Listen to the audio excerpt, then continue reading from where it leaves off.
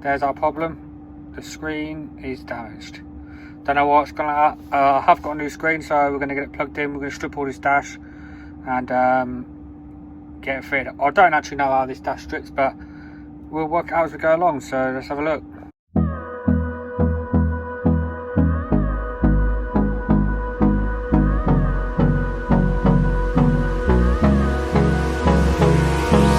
Hold me close till I get up. Time is barely on our side. I don't wanna waste what's left. The storms we chase are leading us. So I've got a little somewhere now.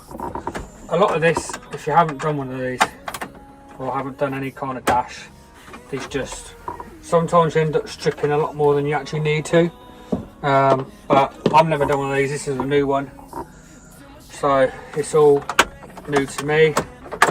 But you're not doing any harm by stripping it. Yeah, you might create yourself a bit more work than you need to, but if you don't know, you don't know. So yeah, I'm hopefully gonna got this bit out of the way. Screw for this panel here. I just need to find out where this is screwed, and then hopefully we'll have it off. So I've got this bit out.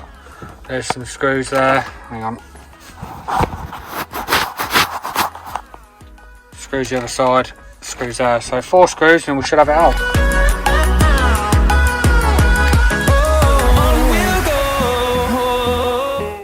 So I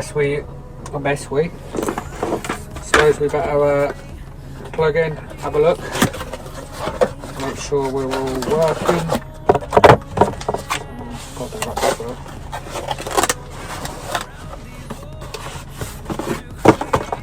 Lovely new screen, beautiful. So 2 plugs, nice and simple. Oh, how's it on?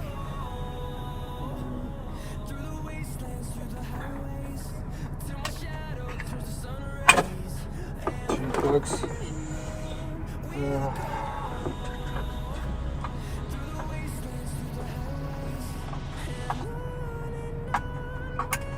One.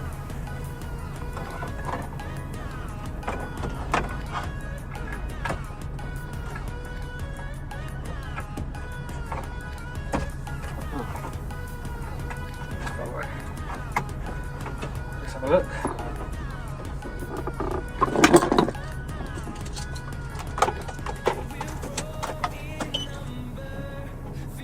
There we go.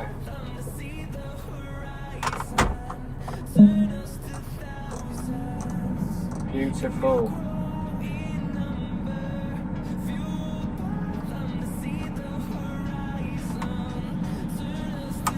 There we go, all working. So now we've got to do the opposite, put it all back together. So we've got this fault here, gearbox problem again. We've done a quick scan.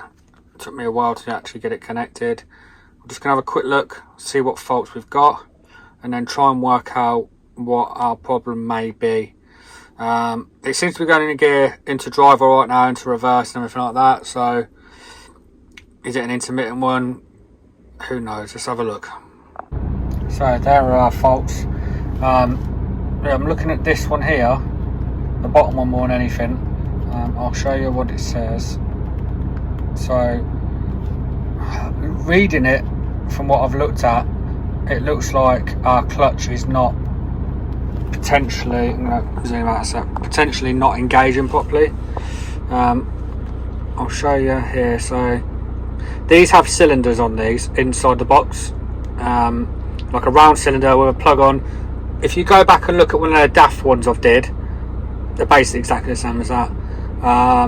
So we've got software, mechanical components of clutch are faulty, sensor module, valve block, mechanical components of splitters are faulty. So we've done, I'm going to do a clutch separation test. So if we go back here, actuator test, no, wrong one, no, monitoring clutch actuator. So if I put it in gear now, oh, you little gear, right there. So back where we was, we're going to do a actuator test on the gearbox. Oh, did it again. Monitoring clutch actuator. So if we look at it when it loads, if it loads, come on.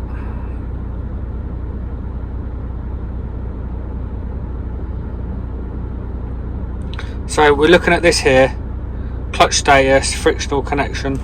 I'll put it in gear. It's open. It's partially open.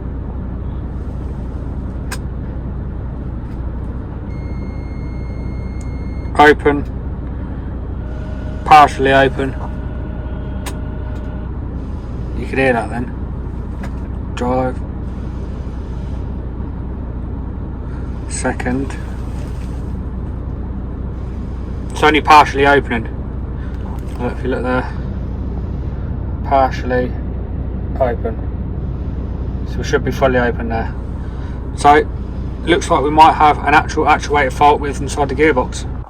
Right, so I've done some tests, and then when I did a gear selector test, when I tried to select fifth manually on the computer, it was selecting fourth, and when I was selecting third, it was always trying to select second. It had never set the gear I wanted. So what I'm going to do is a test on the gears, make sure our gears are moving, make sure it's selecting everything, and just do a test like that. So let's see what that comes up with. So I did a gear test on this yesterday. Wouldn't let me select first, third and fifth. Just would knock it into a lower gear, or you in first, it go to second. It wouldn't let you select any gear. So that's the only fault we've now got, is a splitter box possible. So what I'm going to do is, I've checked the tanks, there's no water in it, but I'm going to whip the lid off it because the clutch is opening and what it should do. So we're going to take the lid off it and have a look in it and see if we can find anything.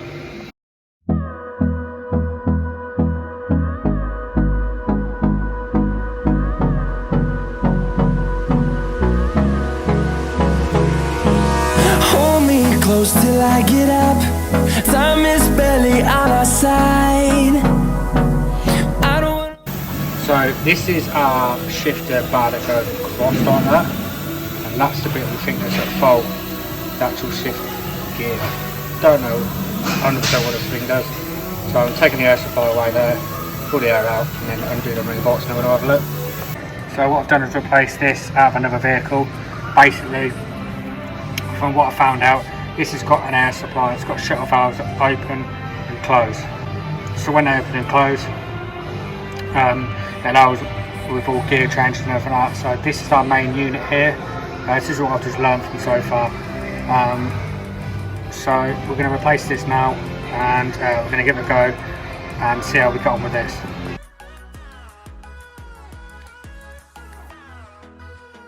So first job of today, gearbox problem. We're going to have to take the gearbox out of this, try put it in drive.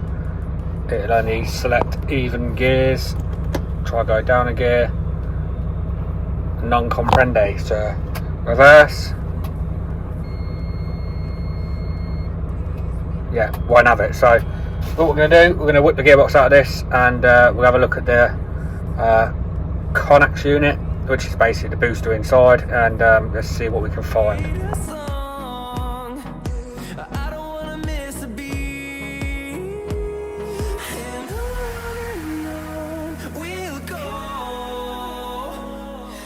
So got the frame across here out, get the prop shaft off now, 19mm bolts, and then we'll start taking the ring, hook it up and pull it out.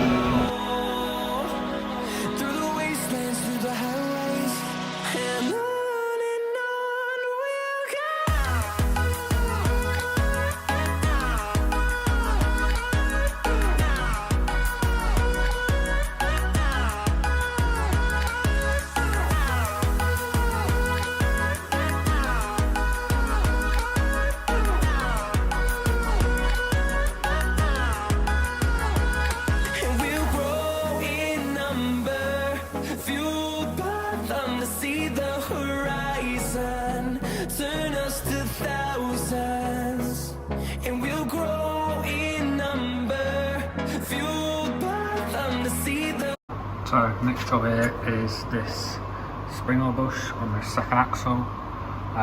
What we're going to do is get these bolts undone, get a bottle jack in here, jack it down enough out of the way, and then we'll mark where that bush lines up, because if you don't get it lined up you won't get your bolts back in. So let's get it all done.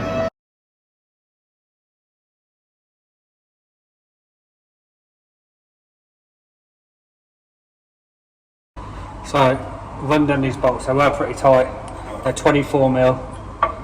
Drop the suspension down now, so it's right down. Now we've got to get the spring down. So what I'm going to try and do is get a bottle jack in here and just push it down like that way. So this is the first time I've done one of these. I'm just going to wing it really and have a look from there. So let's get a bottle jack in here, jack it down, and then see how far we can get this actual spring to come down so we can knock it out.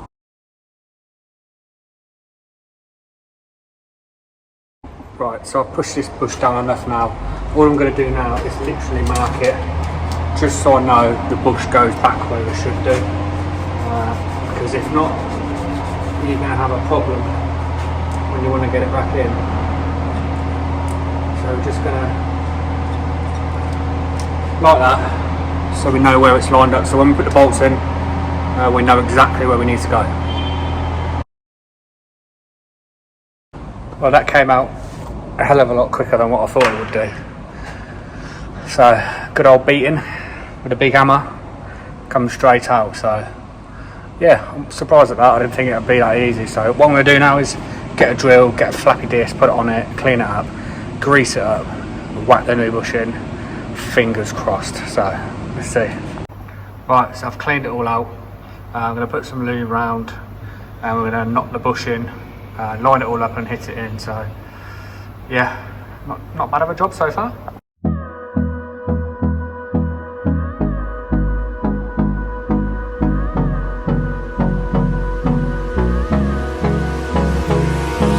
Hold me close.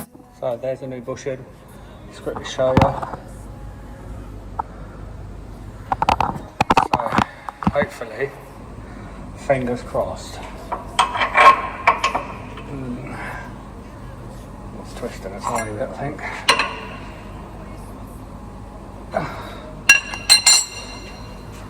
Probably say wants to go in a touch more, just a touch.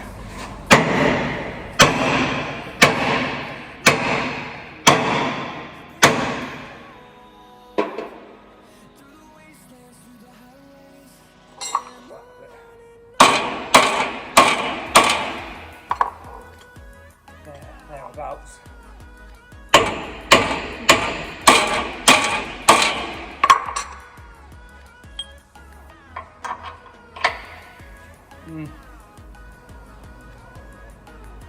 Still wants to go a tiny bit more. There you have it. All I've got to do is buzz it up now. I said get a bottle jack underneath, push the spring up a bit. But we're all lined up to bolt it up now. So here's the next job, drag link. This has got lateral movement, which means it's like that instead of up and down. So it's MOT. We need to get that done now. So we're going to 36mm, we're going to whip that nut off. We'll turn the steer and whip the other nut off. And then we'll get a ball joint splitter and get these off. Right, so we've got the old one off. What we're going to do now is get the new drag link and measure the end and measure how many threads there are, so we know just how much we need to adjust it to.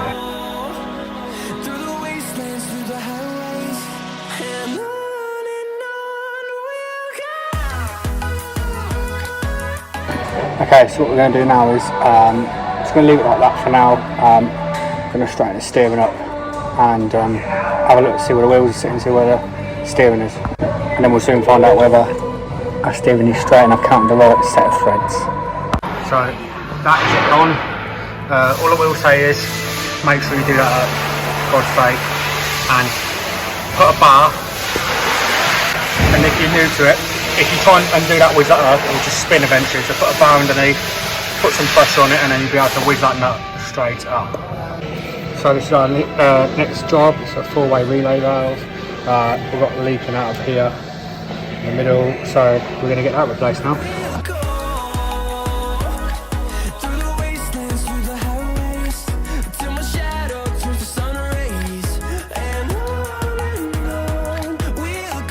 So what I had to do was remove this pressure sensor here to get to this, because you couldn't get to it. My cut down spanner wasn't strong enough, so I use cut down spanner to get these off now.